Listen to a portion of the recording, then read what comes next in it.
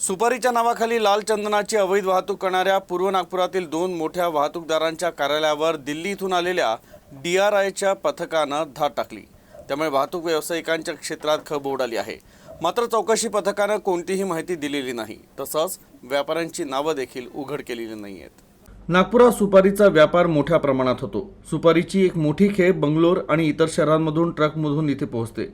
पूर्व नागपुरातील वर्धमान नगर जवळील ट्रान्सपोर्ट नगरमधील दोन मोठ्या वाहतूकदारांकडून सुपारीच्या नावाखाली लाल चंदनाची अवैध वाहतूक होत असल्याची गुप्त माहिती DRI विभागाला मिळाली।